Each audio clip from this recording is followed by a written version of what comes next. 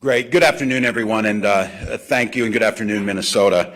Yesterday, we put out the proclamation to call the legislature back into special session starting tomorrow at noon with the top priority of police reform and accountability. Comes safer communities, economic gains for all, and above all else, the sense of security for every single Minnesotan. Minnesotans have raised their voice. The last 3 weeks have been some of the most tumultuous and painful in Minnesota's history. They have come to the Capitol with the expectation of change. So today I am here with legislative leaders and members of the People of Color and Indigenous Caucus.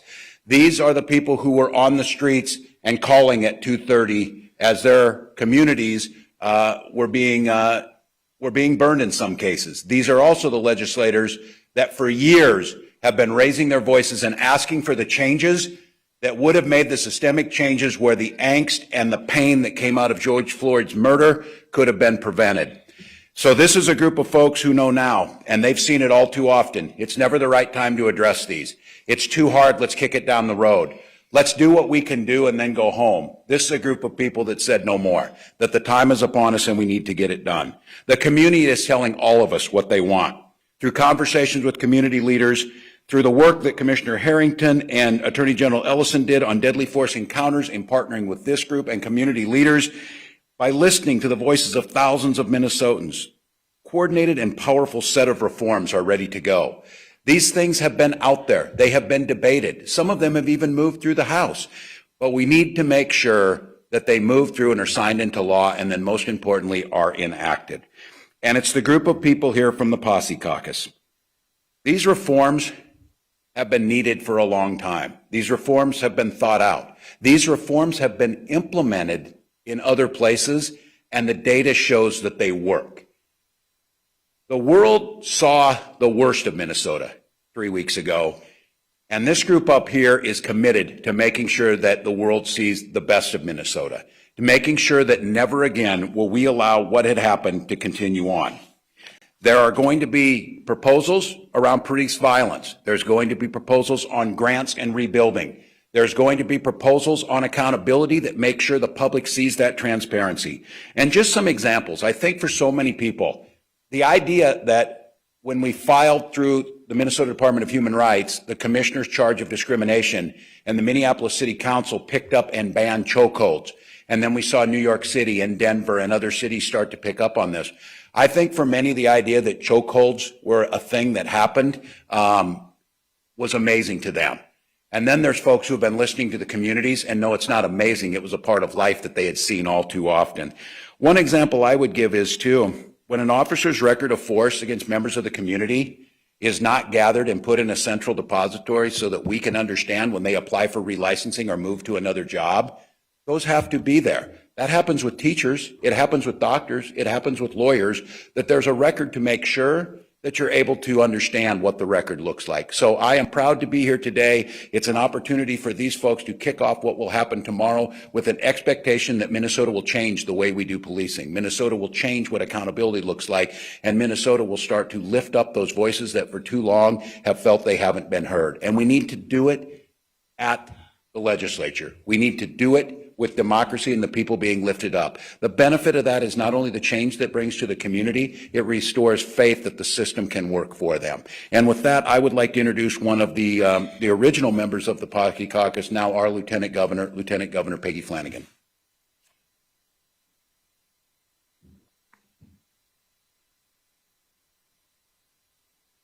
Thank you so much, Governor, and thank you everyone for being here today. This is one of those moments where we are reminded that we are still in the midst of COVID-19, but it is difficult not to hug the people who are in this room. So it's an honor to stand here with you all today, with our legislative colleagues, as we move towards what we hope will be a pivotal special session. We all have a role to play in fighting for justice, for George Floyd and for all Minnesotans who have not been served by our law enforcement and criminal justice systems. Last week, our administration launched a civil rights charge led by the Department of Human Rights Commissioner Rebecca Lucero against the Minneapolis Police Department. At the same time, our judicial branch is hearing criminal charges against the 4 officers involved in George Floyd's murder. And our partners in the legislature will soon unveil a package of police accountability measures that will move us towards a system where no one has to fear for their life at the hands of law enforcement. Our work is far from done. We must stand united as we take these steps towards justice. As one of the founding members of the People of Color and Indigenous Caucus, we recognize that the experiences of systemic racism were not the same, but they are connected, and we are all connected. The priorities that are being discussed today are not new, although some people are just hearing about them. They're not new, but they carry the weight of this historic moment. I hope that this time is different, and that our legislators not only hear these proposals, but finally act on them. Thank you. And with that, I'd like to introduce Speaker Melissa Hortman.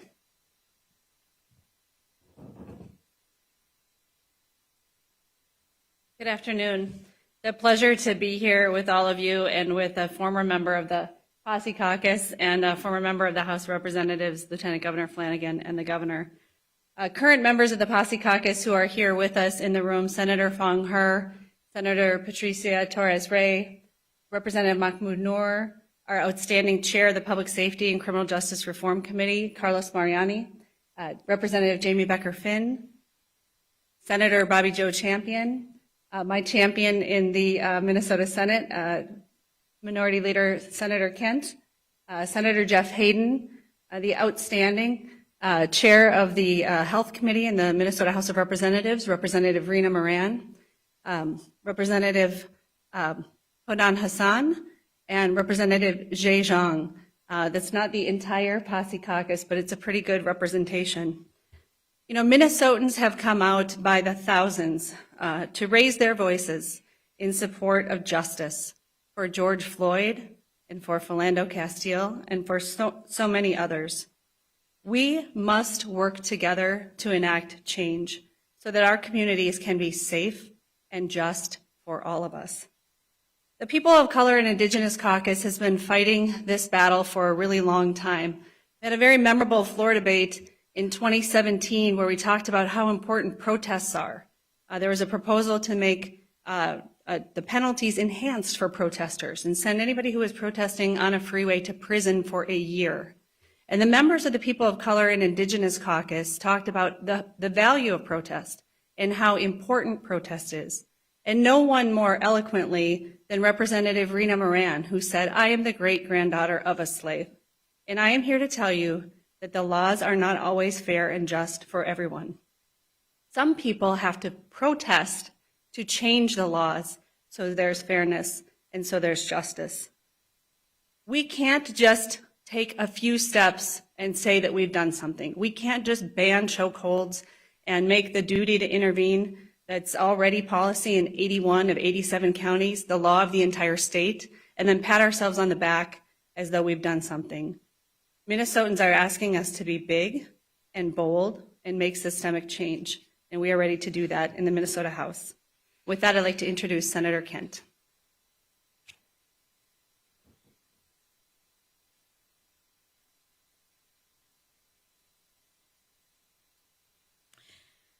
Good afternoon. Hello, everyone, and thank you for being here. As you can see, we are all gathered here to take a stand, to say no more to police brutality and racial injustice. And I want to take a minute to recognize how communities across the entire state have come together in the wake of George Floyd's murder to speak up, to denounce violence against the Black community, to help clean up, donate food, and volunteer. It is a powerful reminder of our ability to come together, to gather, to care for each other. And it is how we must now continue to move forward as a state. It is up to us as state leaders to do everything in our legislative power and authority to ensure not a single person more is subject to excessive use of force by police officers. Right now, people need more than sentiments and nice-sounding words from us. They need us to act. We have heard the protests around the nation and around the world loud and clear. We must protect Black lives and put an end to the inaction that has allowed violence against the Black community to go on for far too long. If we are to lead the nation here in Minnesota, we must lead boldly and courageously. Today, we stand united in solidarity and in support of the work the legislature's Posse Caucus has put together.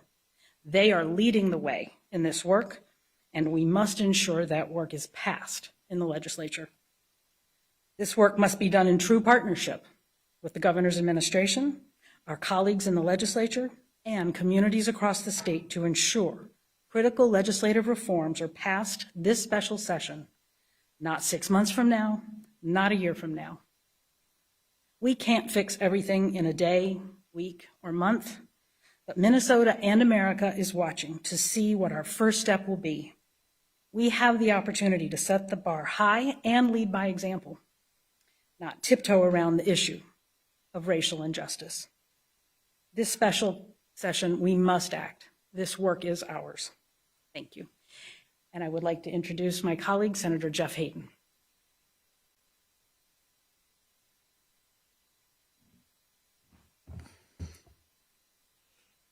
Good afternoon. Senator Jeff Hayden, Senate District 62, which is in the heart of South Minneapolis. When the news broke and the video of the incident was circulated, and the world watched the horrific image of George Floyd pleading for his life while being held down by a Minneapolis police officer, I was both speechless and outraged at the same time. Not only as a state senator representing that part of Minneapolis, but as a community member, as a Black man in America, and as a father. Minnesotans all want to move through our communities without fear of our lives or loved ones, but time and time again, we have witnessed the evidence of horrors committed against Black people by the police in cities and on back roads and in living rooms and in neighborhood streets and in the dark of night and in the light of day. The criminal justice system is failing Black communities and communities of color at a disproportionate rate, and that needs to stop. We cannot ignore the voices around the stage, the country, and the world calling for change and protection of Black lives. Now is the time to lead by example and to act and to advance actual change. No more stalling, no more waiting. While the legislature has no role into the day-to-day oversight of the Minneapolis Police Department, I support the efforts to create a new model of public safety that works for the residents of Minneapolis. That is why we're working on a package of legislation to address immediate concerns and long-term solutions that the state can implement to end police violence against Black and brown communities. As City Council move forward, they have started the momentum many have been longing for in order to build a system of public safety that actually serves its residents, protects and prioritizes life and health, and allows everyone to go home at the end of the day. I expect them to work hand in hand with community leaders to create a new path forward. It's up to us in the legislature to make transformative change that brings Black and brown people, no matter where they live, whether it's in greater Minnesota, the suburbs, or right here in Minneapolis, St. Paul area. We need to pass transformational criminal justice legislation at the state level and support measures that fully fund communities with resources that they need, whether that is in the form of education, health care, or mental health services. Because we know families and communities are safer when they have reliable, safe place to live and access to mental health resources that they need. Today, we're asking Senator Gazelka to join us in a true partnership to lead the nation by passing transformative criminal justice legislation and support our efforts to redistribute funding and resources to Black and brown communities that have been failed by the criminal justice system. Black folks are sick and tired and literally suffering from people telling them to wait until the moment's right. Wait until we know more about the measures you're calling for. The question I'll end with is how many Black men and women have to die before an urgent response is warranted in our colleagues' eyes. With that, I'll pass it on to Representative Rena Moran.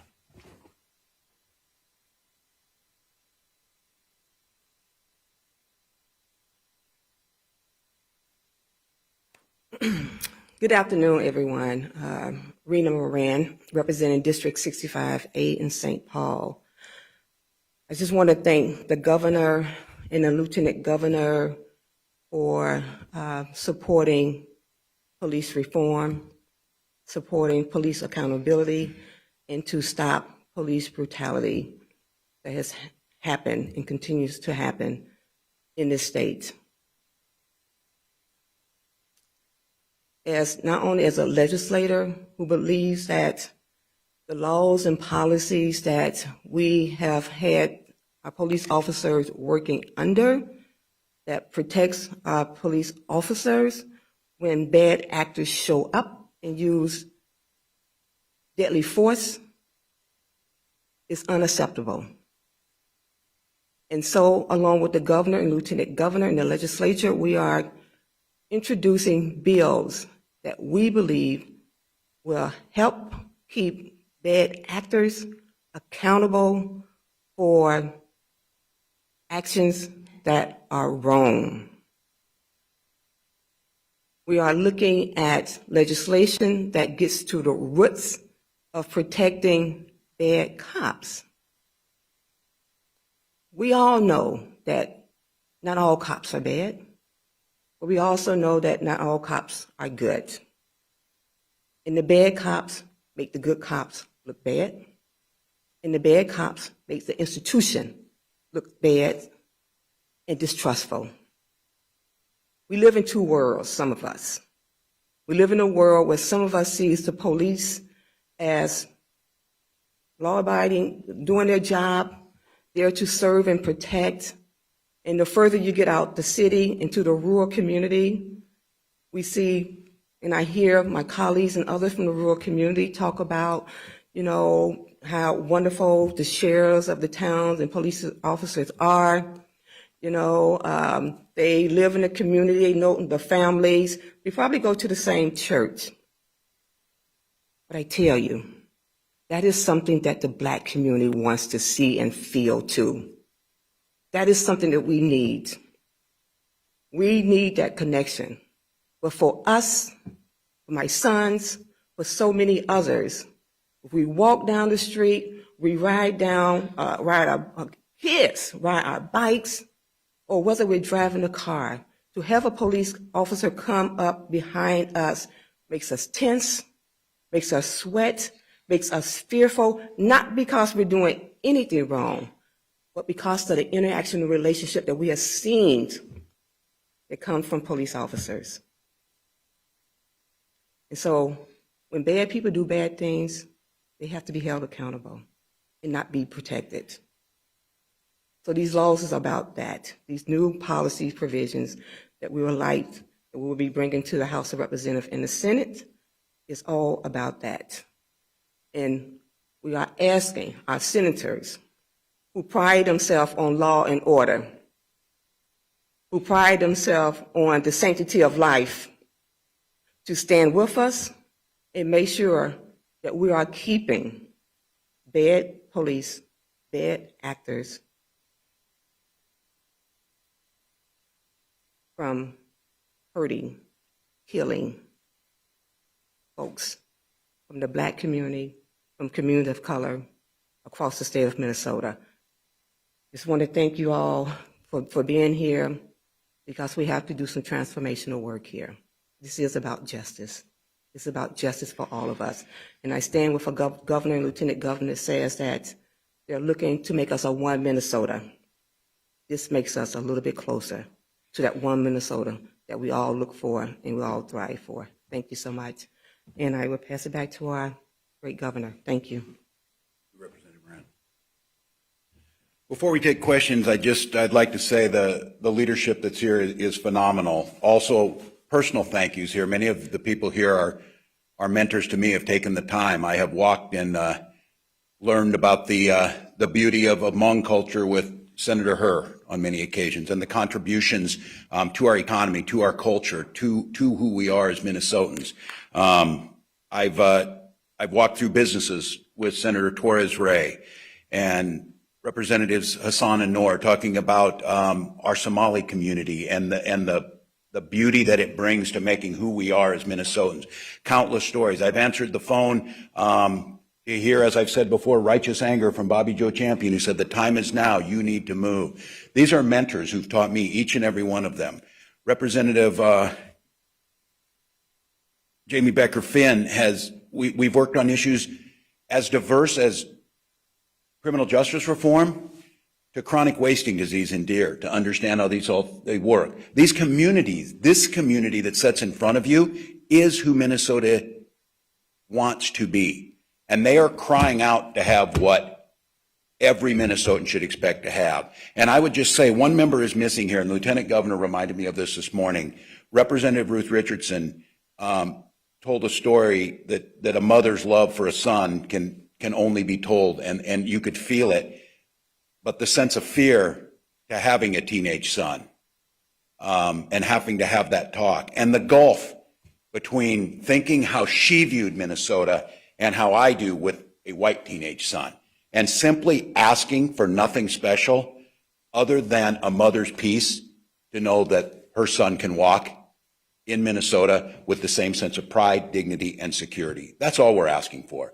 And that's all that we can ask to get done in this legislature. So I would encourage the press to ask of the experts that are up here.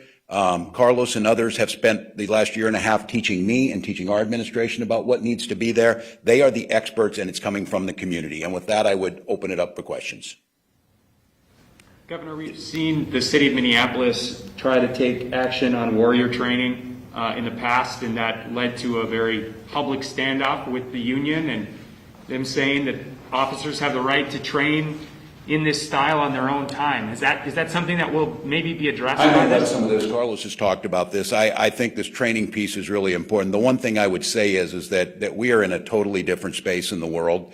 And if anybody thinks the same old things are going to be able to go on after what we saw with George Floyd and the fallout afterwards, I think they're missing the point. But if anybody want to talk specifically on warrior training, Carlos. Thank you, Governor, and thank you all for being here together. I think we're demonstrating the fact that Minnesotans all came together, and they have high expectations of us, and we have those same high expectations because this is very personal for all of us, as good laws should be. On the question of the warrior training piece, there is a provision here that would ban that style of training. Many of us find it an incredibly insidious approach to the professional policing that basically encourages and condones deadly force. Just go to the internet and look at some of the video snippets of that particular type of training. It's very bold-faced. You know, you got to be a predator. You got to be able to kill. If you can't, if you're not willing to kill, then you should be a police officer. I mean, that almost verbatim is what one of the major traders of that type of training espouses. Officer Yanez, who killed Philando Castile, a young man who went to school with my daughter at Central High School, was trained in that particular part. But let me just say that our work here isn't just to create laws that say, don't do this, don't do that, and don't do this. There's a time and a place for that. And so there will be that. But the bigger story is, the bigger message is, what do we want? What kind of police officer do we want? What kind of policing do we want? What kind of public safety do we want? How do we partner powerfully and effectively our licensed law enforcement personnel with community members who are experts, who know their communities, who have those relationships, who know Philando, who knew George? How do we do that? I think that's what the people are asking us to do. And if we can create that, then we don't have to come up with a long list of don't do this particular type of training. It's not enough to tell people what not to do. It's important, particularly for our public servants, to express powerfully what it is that we expect of them, how we want them to reflect our values of valuing the sanctity of life and respecting the human rights of all individuals. So that provision is in here, but look at the bigger picture in terms of laying out both a vision and a beginning process for us to build a whole different type of public safety system in the state of Minnesota. Sorry, Representative. Governor, under the category of alternatives to policing, and I'd like you to respond to this, and then maybe whichever expert up there could talk about it. Is this a category under which forms of defunding police might come under? And secondly, this idea of violence interveners and problem solvers or social workers pairing with police to respond to some mental health calls. Many of those are domestic situations that escalate very quickly and turn violent. How realistic is it to have a social worker respond with a police officer in real time? Yeah, I'll let these folks speak to that, but I think it's pretty realistic when we make it work. And I think what I would make the case for is for us not to get trapped. And Carlos, I appreciate you thinking big picture and talking that way on this idea of defunding. What we're trying to envision is, what does public safety look like? What we want to see is that people are safe in their community. What we want to see is that crimes are reduced. We know a lot of the research around this. A lot of this happens on the front end. It happens with economics. It happens with education. But when we get a situation, especially where it's a mental health situation, the example that many of us give, we've seen it because it's a very famous training video that happened in Camden, New Jersey, where we had a mental health situation with someone with a knife that usually would have ended with loss of life. In that case, it did not. So I think the model that comes out of this, each and every community is going to look slightly different depending on what that community wants for their public safety. But I think what this group has made very clear of, sanctity of life and a new way envisioning that. So if anybody wants to talk about how we blend some of this, feel free to, but I think this is where communities will take the lead. Because for whoever it is, I'm just curious, would it almost require a separate force of social workers and violence interveners to respond to these calls? And how would that work in practicality? Well, here's what I would tell you is, when it comes to social workers, I've been talking about this forever. I think we talk about Minnesota, and I oftentimes point the rosy picture of where we rank on certain things. You've heard me say this as a teacher, we rank last on school counselors and social workers. So one of the things is of trying to find those people, trying to have them out there and trying to have them integrated into real life. I think it's, imagining that we're going to have a call up and that police are going to rush and social service folks are going to rush. I don't think we're thinking creatively enough to look what our communities look like, what we're asking for. And I think there's a strong argument out of this that if we continue to chase our tails and don't fix the big stuff at the front end, the economic inequities, the educational inequities, those are the things that lead to a lot of these situations. So I don't know if anybody wants to speak specifically. Rena? So I'm going to give you a concrete solution. So in the city of St. Paul, there were a group of young folks hanging out on 5th Street. They had nothing else to do. We're closing our parks. We don't create jobs and opportunities. Closing, libraries hours are cut in half. They have nothing to do. They're hanging out in downtown St. Paul, getting calls from business owners because they are disrupting, causing, as the business owners would say, causing, chaos for their patriots. And so there's a group of community members, and they called themselves the community ambassadors. And so what they did, they partnered with the police. Instead of the police showing up, taking them down to detention, and making them part of the criminal justice system, what they did was that they would go themselves, someone who looked like them, who they trust and who they trust would show up, become a mentor to them, give them resources, make sure they're doing well in school. And one of the bigger things that happened with this is that the businesses downtown, these community ambassadors worked with the businesses to give these young folks a job. Just a simple job, right? In the beginning, we had the business saying, no, we don't want to work with these kids. No, you just need to get rid of them and, take them in, do what you need to do. But a business took a risk, and another business took a risk, and another one took a risk, and they all gave them jobs. It was just a part-time job, making, minimum wage, but it was something for them to put into their pocket to buy a pair of gym shoes if they needed a pair of gym shoes. Research-based evidence-based. And what we saw happening was that when I carried this bill a few years ago, it was the business owners who became one of the biggest champions of what was happening with community members leading in the community. Instead of the police coming in and creating this whole system of incarceration, bad attitudes, and all the things that happens when police show up. And so that's what we're talking about. We're talking about community members working in partnership with the police officer to create the safety that we need and we want in our community. I hope that was helpful. Chair Mariani, do you have a comment, Governor? I was going to ask Chair Mariani a question, if it's okay. If I could on this, I just want to add one more point on this, that I think the imagination we're having, and some of you in here in this group knows this well, but I think some of you have covered this. 15 years ago, I had a chance to meet with Judge Cooper in upstate New York, who had a radical idea on our court system, and they were specialty courts. At that time, it was a veterans court, meaning that our veterans' experiences when they came back should have entered into the VA system, the mental health system, or job training. They ended up in the courts.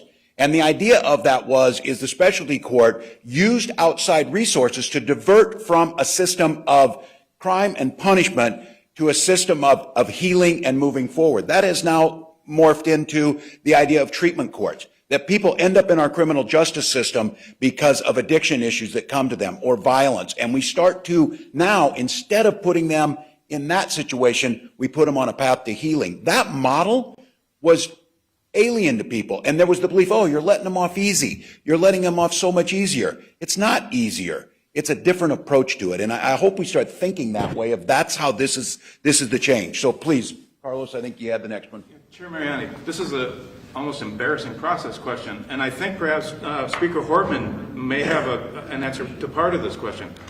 You're scheduling an 8-hour hearing tomorrow, which suggests that you want to get all 22 items heard and dealt with in one day. The governor told us that you're going to work until the work is done. So the question is that your plan? Do you intend to do everything in one day tomorrow? And for Speaker Hortman, if she wants to follow up, is that necessary given that this is not, we don't have really parameters as to how long this session is going to go on?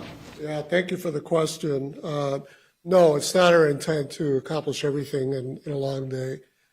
It is certainly our intent to hear the voices of Minnesotans, and we strongly suspect that there will be lots of Minnesotans, just like there were lots of Minnesotans who came out over the last couple of weeks, including suburban moms who showed up in our state capitol and our streets here to demonstrate peacefully.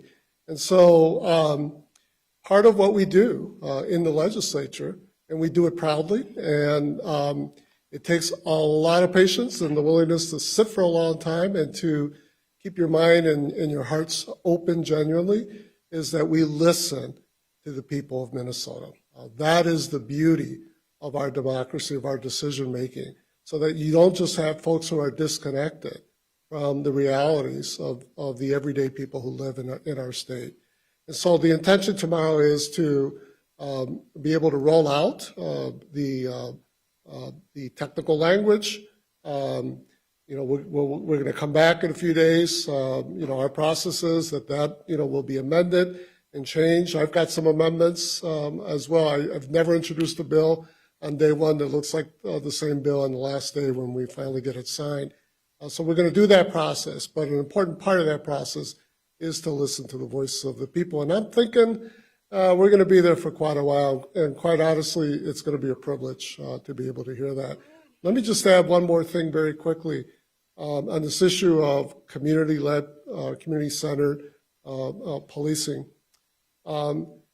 When bad things happen in a community, when a crime or something leading to a crime happens, what that tells you is that there's something broken in that community. And when anything breaks, what you want to do is you want to fix it. You want to mend it. And depending on what that break is, you're going to use one tool, or if it's another break, you're going to use another tool. And that's what we're talking about here. And this is not a brand new concept. Not only nationally, but internationally, this is a core thinking of public safety, that it should be community-centered. so that when there's something broken, you bring in the tools needed for that situation. There very well may be times when you need someone who's an armed, licensed, professional peace officer. But more often than not, we're not talking about things that just landed from another planet and that we have no understanding of how to deal with. We're talking about the things that Representative Moran talked about.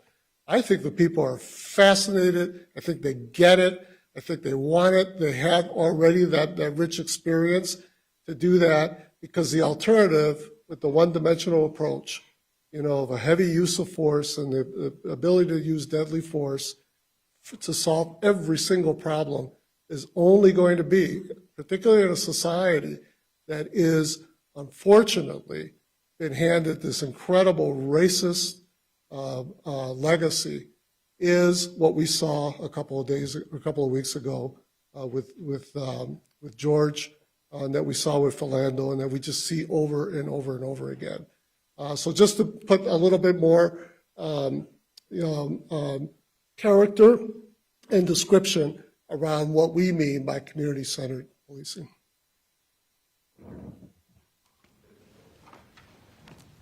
I would just say that with regard to the time that it will take, George Floyd was a son, he was a brother, he was a father, he was a loved human being, and we will take as long as it takes to address that injustice.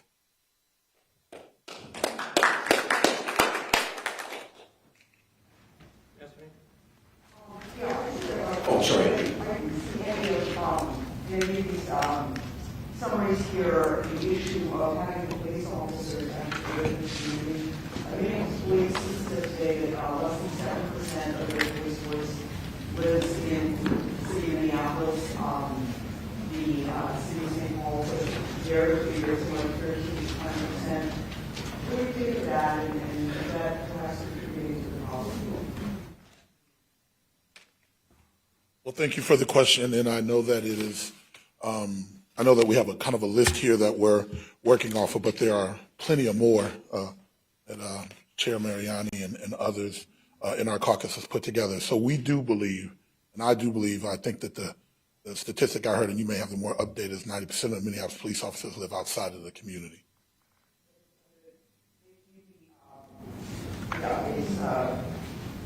Just under 7%.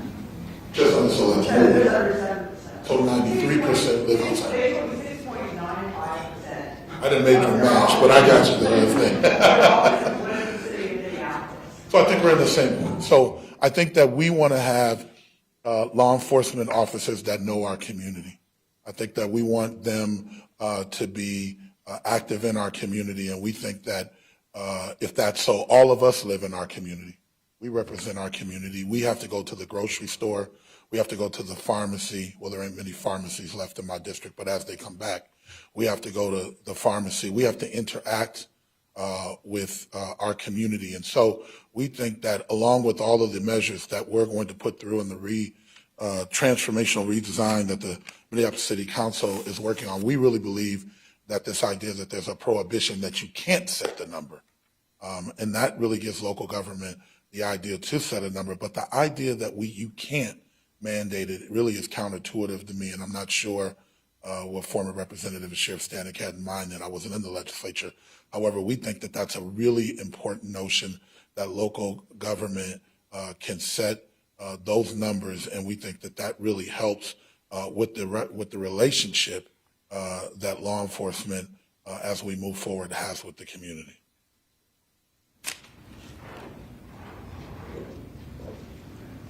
So many of you have said you want both short-term and long-term changes. Do you see these all as short-term changes, and what would be some of the long-term items you'd like to see?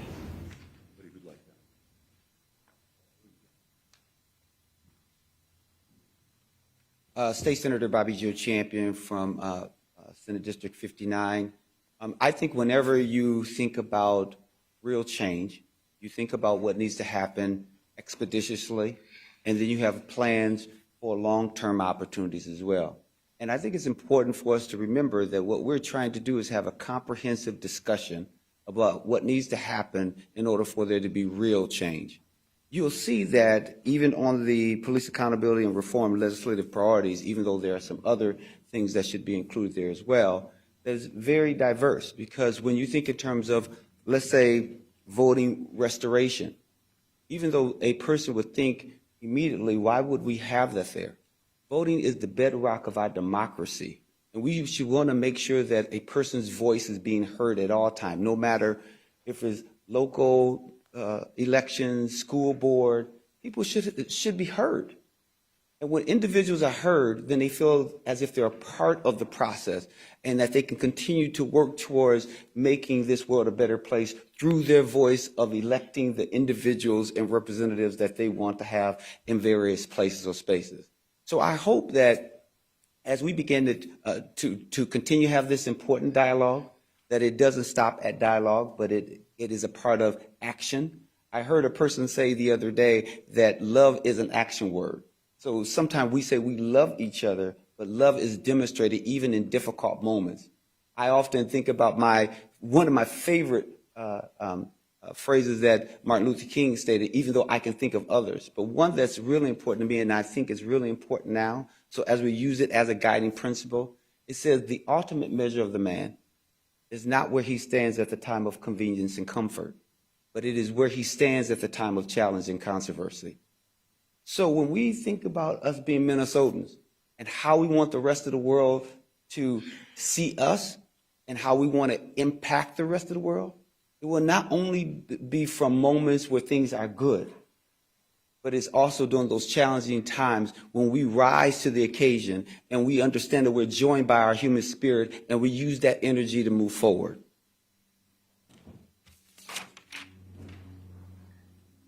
If I may add to my brother, Senator Champion's observations and sharing, specifically, there's a couple of provisions here. One of the ones that I'm, frankly, because I guess I'm a policy wonk, I'm really excited about, is the work that actually our committee pushed something like this out a year ago. It, like every other issue, unfortunately, that addresses the pain of race and racism and injustice and calls for a need for massive criminal justice reform. And quite frankly, that's not a partisan issue. I mean, there are conservative groups all across the country who are borrowing from that same sense of a call to redemption, in all our public systems, and who are pointing to the waste of our criminal justice system. The Koch brothers had their representatives testify 2 or 3 times in our committee. Once, I had to take a picture sitting right next to the ACLU in unison. And yet, the Senate did absolutely nothing. My hope is that this year, the Senate will see the light because the light's been shown by tens of thousands of Minnesotans over the last couple of weeks most passionately. And I think it would be irresponsible and foolish of us to not respond to that. But my provision, our provision, that was part of my bill from last year, goes deep into a reform of the Post Board, which is our state police officer standards and training board. When you think about it, it's an incredibly potentially powerful board because it is a licensing board. And so the whole issue of folks forcing locals to negotiate away the ability to hold them accountable largely disappears if the state says you have to do this, you have to behave in this way, otherwise you have no license. You cannot bargain away what the state says is part of your license obligations. And so, we're diving deep into the board itself. We want to expand its membership so we have more civilians on that. There's partisan agreement on that. We want more diversity on that board. We want to create a subset of the board, a council that has real power, that nonetheless works in tandem with law enforcement to design what those new designs what those new inclusive, community-centered requirements are for a peace officer to secure a license in the state, and to also play a role in reviewing the data around discipline. I mean, here's the truth. This individual who's charged, who knelt on Brother George's neck, You know, this wasn't the first, it wasn't the second, it wasn't the third, it wasn't the fourth, it wasn't the fifth time in which there had been serious complaints against them. Quite honestly, we don't even know how many complaints, because it all depends on who you ask and who's collecting. One of the flaws of our system is that we do have transparency under the law for collecting that data and sharing it, but you got to knock on each and every single police department, sheriff department, local law enforcement to get that data. There's no standardized way to collect that data, to store it, to report it. And so the question becomes, how do we know whether things like training police officers that we spend $12 million in a biennium to do to address things like implicit bias, we have no idea whether that's being effective, because you got to go knock on the door in 500 plus individual governmental units to get that data. That is at best a flaw. It is at worst a gaming of the will of the people of Minnesota when they pass laws. And so what we're doing is we're collecting, centralizing that data, creating an analysis process of the data itself, and then working through that council, which will be an inclusive council, which will have strong powers, it'll have subpoena powers, and then working with law enforcement to properly discipline and to properly analyze and calibrate policy and licensing requirements. It's going to take a while, but that's the long work of how you move systems. And we have this incredible power of the licensing board. The governor said it.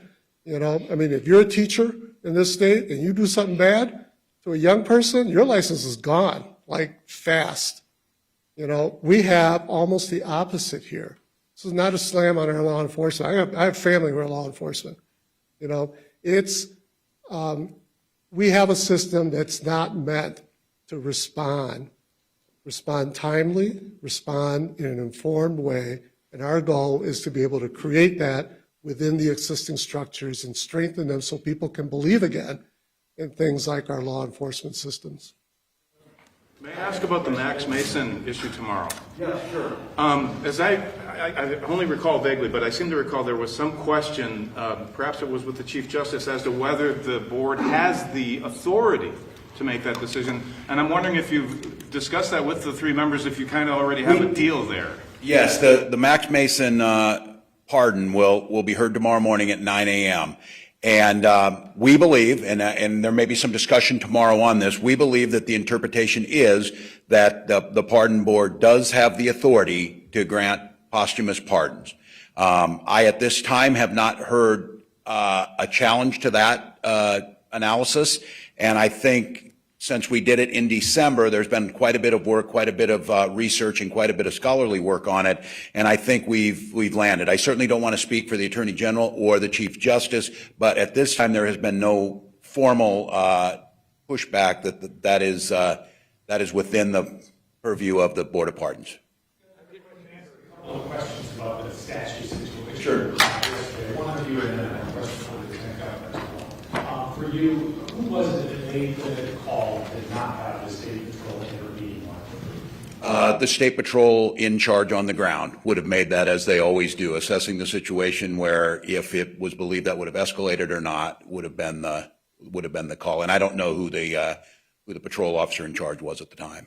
You or the commissioner did not have any input in that? Commissioner, you can talk.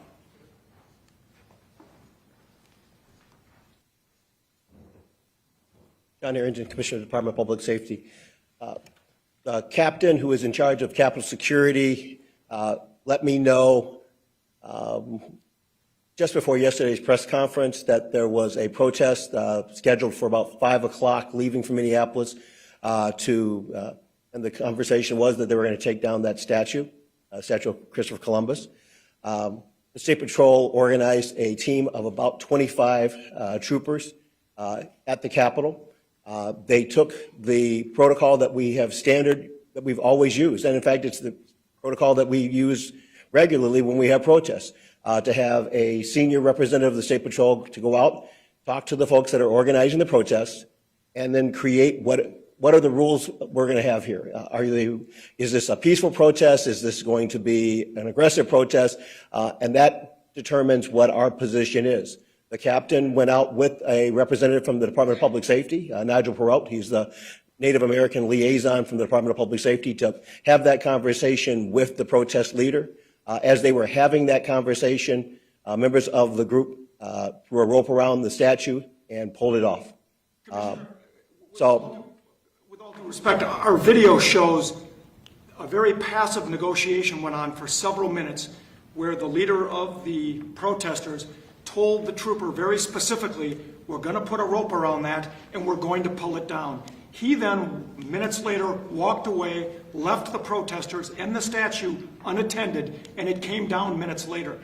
That doesn't sound like there was any effort made to protect it. The bigger group of troopers didn't show up until minutes after the statue was on the ground. I don't agree with that. From what I know about this is he went out there to have that conversation. They were having the conversation. The rope went around the statue, and as the statue came down, the troopers were coming out of the Capitol to secure that area. They were not able to get out there in time. Governor, could you just talk about the destruction of public property, even if it's a symbol that you don't agree with, because you've got a very potentially volatile special session about to start. There's a lot of artwork and things in the Capitol that maybe people don't agree with, and now people have seen what appears to many in the public as the willful destruction without any resistance from security, and they're concerned about where this is going to lead. Yeah, well, there will be consequences. This was an act of civil disobedience. The people doing it clearly understood and were prepared to take those consequences.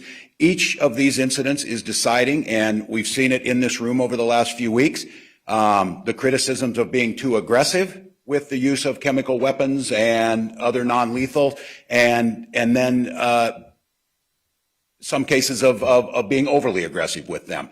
The leaders on the ground have to make a decision that we're in. These people came, and I think I certainly do not condone, nor is this the right way to go about this change. I do think to the public out there, and don't confuse the random burning of a liquor store with an act of civil disobedience. And it doesn't mean that we're condoning the behavior, but I think to understand the motivating factors that were there. I say this as someone from Mankato who has spent every December 26th for the last couple decades down on the Sidon Riverfront where 38 Dakota were hung. There is a lot of emotion around this, as there were with the paintings in Capitol, as there were with Bede-Makoska, as there is with the seal. And I mentioned this yesterday. So I want to be very clear. There will be consequences for this.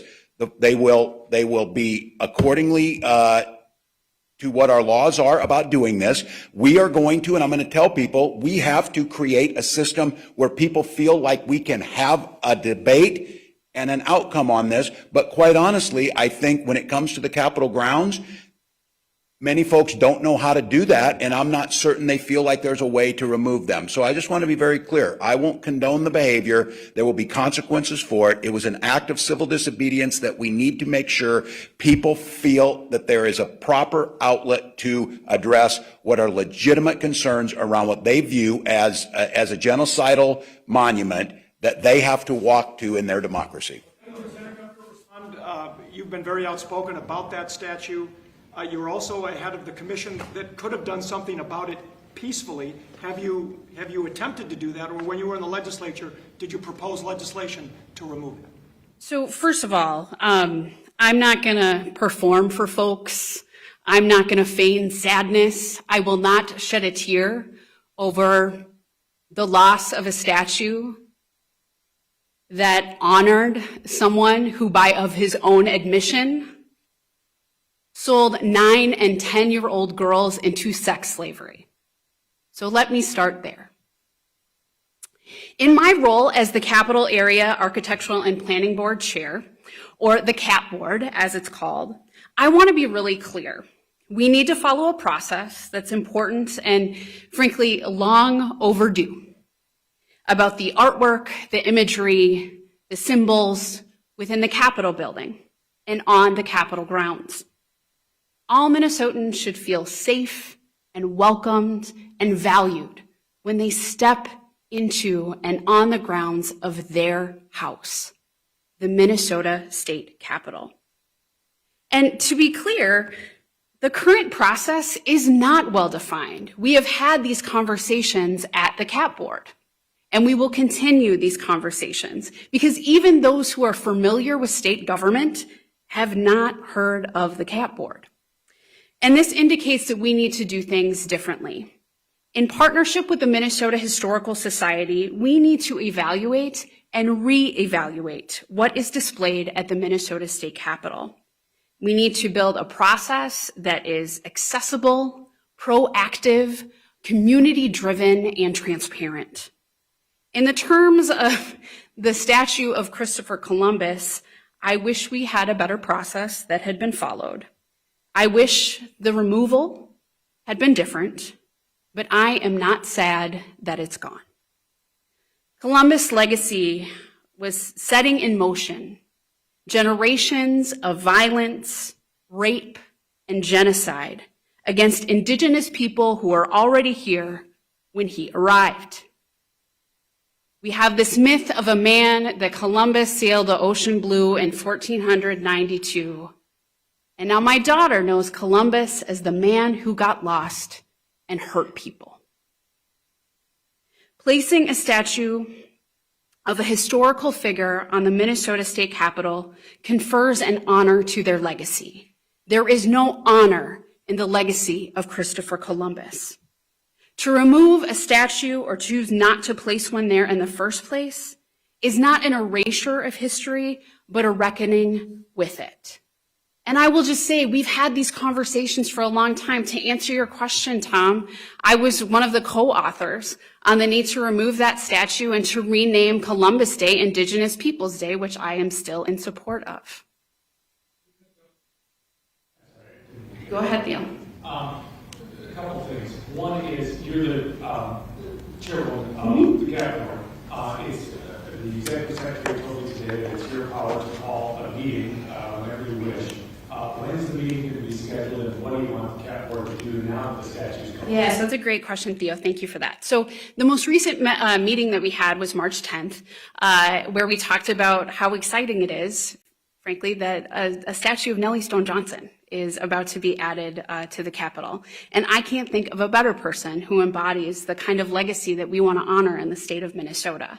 In November, we talked briefly about the Columbus statue, and now we will enter into a process in partnership with the Minnesota Historical Society. We'll be talking about that later today, about what that looks like, when we'll schedule that. Also knowing that we're in this time of COVID-19, so we'll have to be a little creative with what that looks like. But I am going to say that Minnesota is ready for this conversation.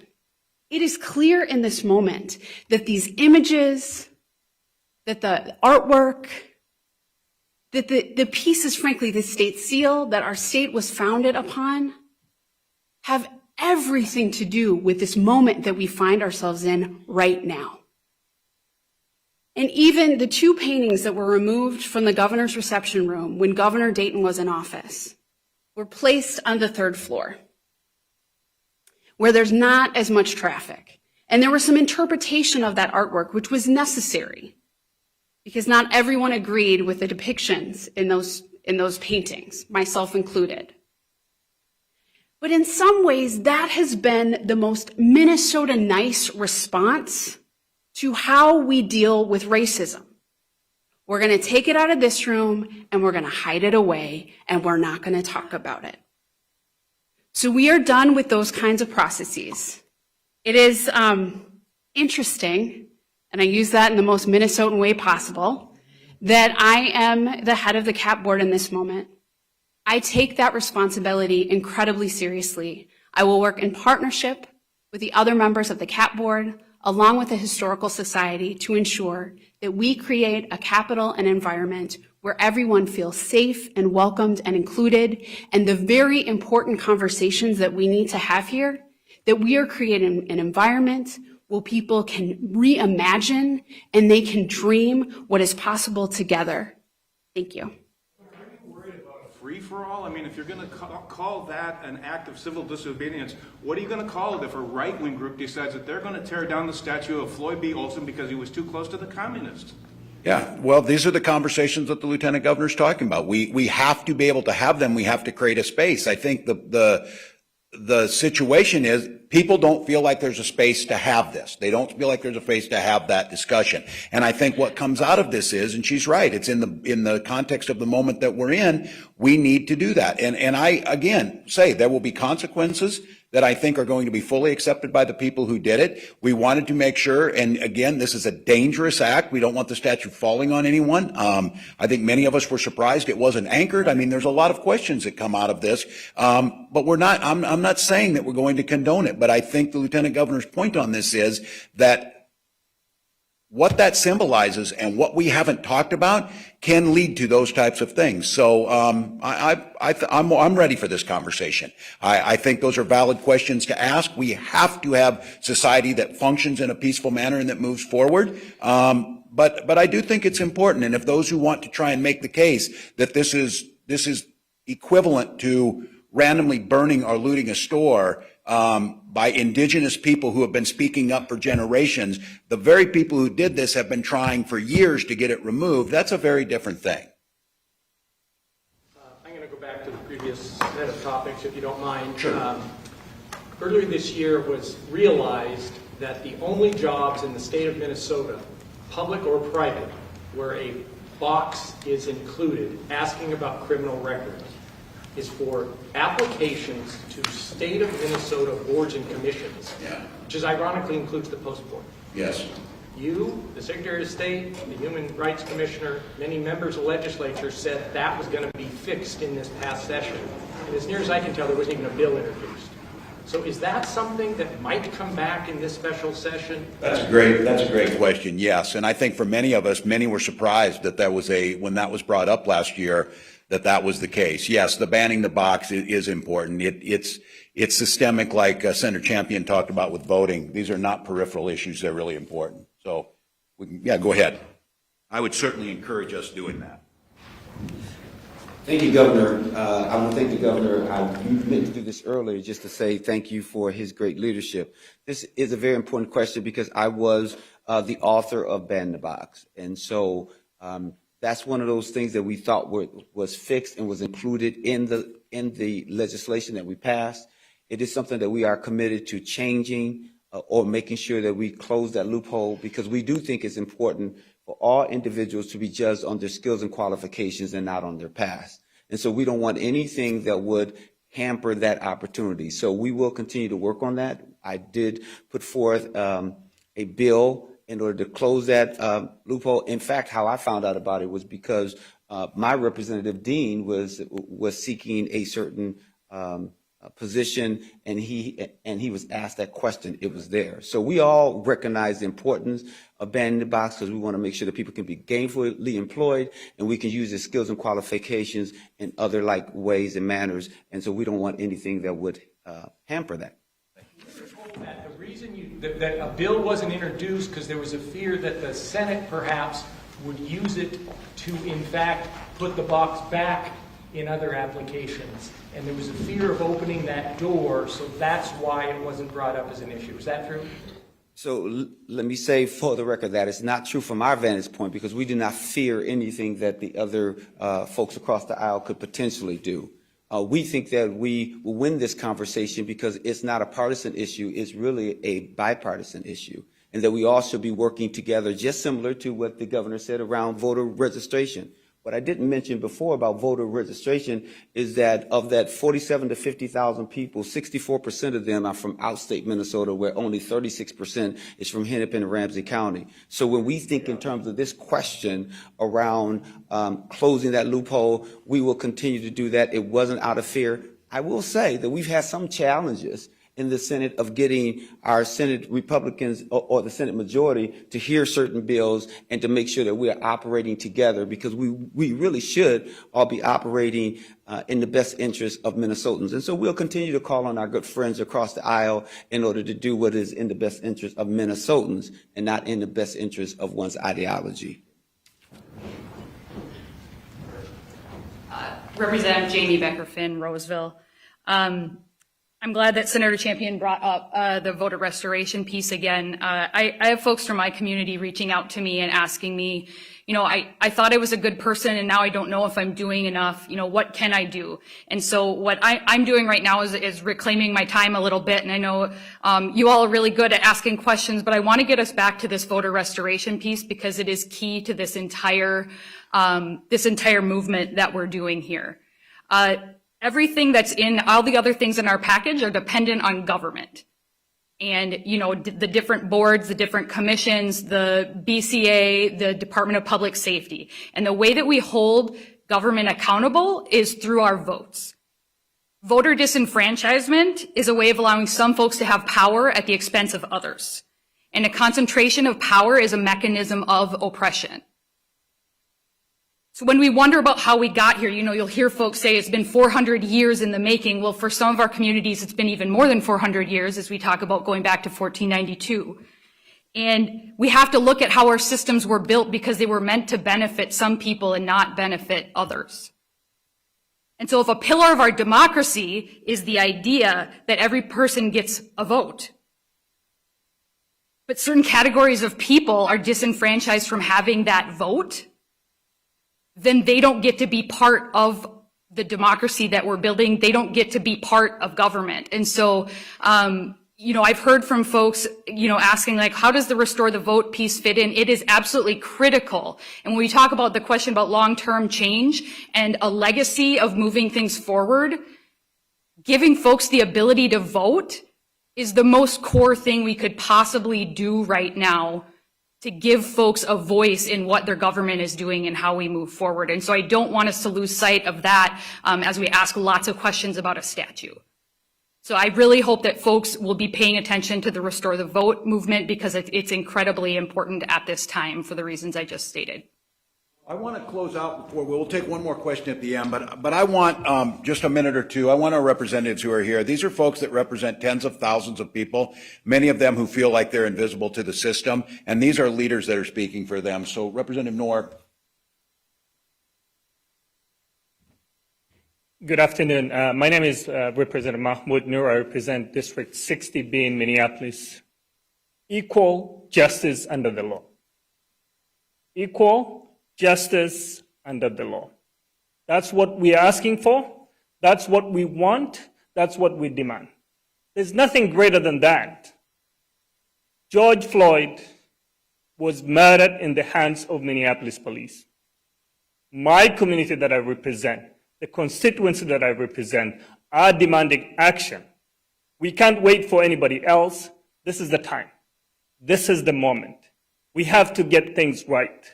Minnesotans are watching. The world is watching us. So we have to make sure that we bring justice for everyone. And that's all simple that we're asking for. Thank you so much.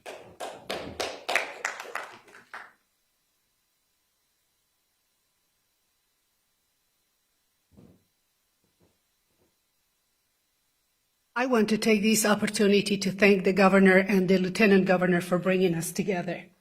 It is about time. Many of these bills, many of these proposals have been before the House and the Senate for many years. We have authored this legislation, many people who are here, many people who are no longer here.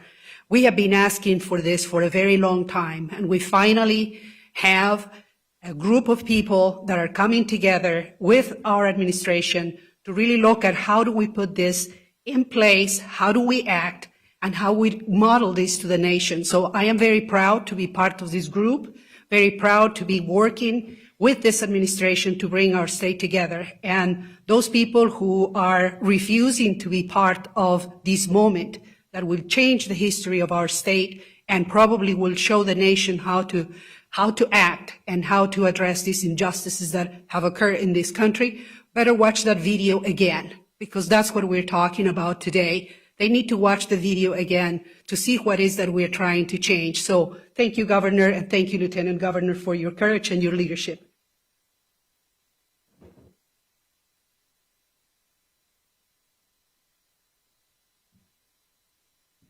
Good afternoon, My name's Hayden Hassan. I am a state rep from South Minneapolis, District 62A. My communities, some of the communities that are impacted by the civil unrest, my community right now doesn't have access to food, access to drugstore, access to gas station, access to a bank, access to post office.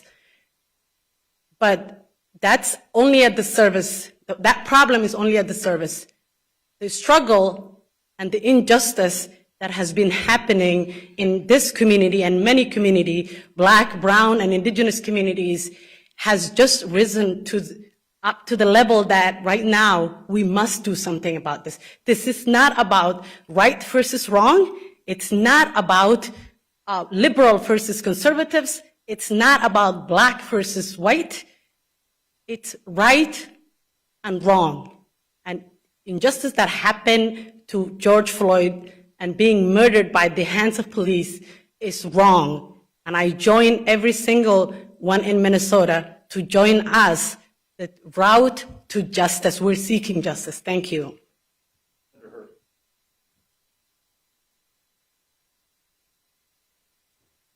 First, I want to thank Governor Tim Walz and Lieutenant Governor for calling us to give opportunity for us to say a few words at the end here. I represent Eastside St. Paul, and the damage, the riot also affected as far as Sunray area too. But as a Hmong American or as a Hmong Minnesotan or as a person of new Americans arriving as a refugee to this country in the mid-70s, we are caught in between the racial chasm that happened for 400 years in this country. And the oppression even go further, as we can see, Lieutenant Governor had mentioned about, the statue and Christopher Columbus. And so it's a tough decision for us and put us in a hard situation, hard scenario. Under that, the COVID-19 or even targeted Asian American as recipient of carrying the COVID-19.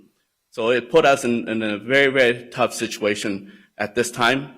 But we are in solidarity. We are in solidarity for the people to fight for justice. Justice that had harmed people of color, Black and brown, and I would say Black and brown do include Asian, just so that folks that I represent know that we are part of this together. And we are part of this it's a test of time. It's a test of time for all of us. And it's tough. But let's take this opportunity to make change for the better. And we have to do better now. We have to do better now for the betterment of Minnesota and for the betterment of this country. Thank you, Governor, for allowing me to speak. Yes, would you another question? What would the leaders say, Governor, what would you say to the Republican leadership who's given us every indication that they are going to try and block just about every one of these proposals?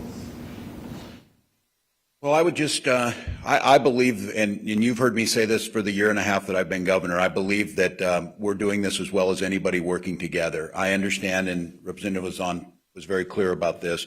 There's certain things that transcend politics. There's certain things that transcend to get to the part of who we are as human beings. I believe that the Republicans in the Senate care deeply that we get this right. I don't think they see this as a healthy situation of where we're at with what's happened with George Floyd's murder and what's happened with the police. And I think that call to block before they've seen that, I think the people are asking for us to have this discussion and to move things. So I remain hopeful. I know tensions are high. I know that it's at times like this that things are said that maybe people regret. I think it's incumbent upon all of us to take that step back, me included, to reach out to try and find that common ground, to admit where things could go differently, but to center ourselves in what's right. And listening to these folks who are up here, I'm convinced we can do that. I'd just like to thank you all. Thanks to the members of the Posse Caucus and the leadership in the House and Senate. Thanks to the media for taking the time on this. I would let all of us know is the responsibility on us, all of us, media, citizens, law enforcement, teachers, legislators. We are going to be defined very clearly what happens in the coming days, weeks, and months in the nation's eyes and in the world's eyes. I know the goodness that's here. I know the potential that's here. But I would just caution us of believing that this is a time to move slowly, or this is a time to think small, or this is a time to get caught up in what looks like easy political shots, rather than making ourselves a little bit vulnerable as legislators for the good of the state. So I'm incredibly grateful that a special session is going to happen at noon tomorrow, and be very clear about it. It is going to be led by the people who stood up here today, and Minnesotans can be proud of that. Thank you.